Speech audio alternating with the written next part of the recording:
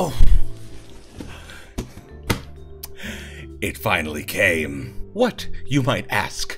20 pounds of Oroblancos. That's right, I decided to spoil myself for the holidays and get some fruit. If you're not familiar with this, which is quite likely, it's essentially just a hybrid pomelo. Or pomelo, however you want to pronounce it, doesn't really matter. Pomelo is one of my favorite fruits, and when I was a kid, I used to get them all the time. And on post, overseas, we actually were able to get access to an Israeli species that is more commonly known as a sweetie, but it's essentially the same thing as this, an Oroblanco. And you have to kind of picture a regular pomelo as just like a really big, like a grapefruit, but it's not quite as tart as a regular grapefruit. It's a little bit more sweet, and they took that further in developing the Oroblanco. I actually had to order these special, which is why I got a whole crate of them. Not a lot of imports making it in these days for a lot of reasons. But you can kind of just open it the same way as you would any other pomelo. For me, that means slicing it all the way around one time and then pulling. Oh, and this is a lot easier than usually. Usually what happens with regular pomelos, especially the more sizable ones, is you actually have to just pull the... Here we go. Just pull the rind off entirely. Good for composting. Back when I was a kid, the fruits we got were a lot larger, but I suspect both for the convenience of shipping and because possibly because this came from California instead of Israel, it's a little bit smaller. But that's okay. Look at that. Look at that.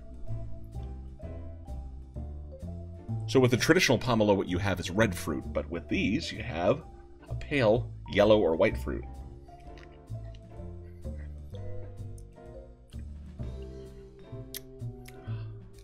That's my childhood right there. Is it as good as I remember? Yes. Basically, like with any citrus fruit, you end up with these little sections. None of this is recommended to be eaten, so unlike with a... orange, for example, you can't really eat the pods. So what I usually like to do with a pomelo is you can break them up like this, and you can also just kind of like do it one section at a time without breaking anything up. Just kind of work your thumb under a peel. Just peel that off, and the fruit practically pops out on its own. Like that. And you make a mess too. In fact, really the hardest part is when you get down to just one, because it's a little bit more, a little less stable.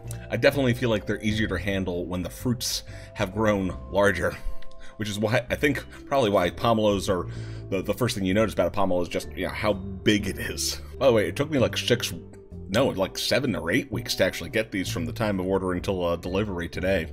But I had to share this with you just because I was so excited about it.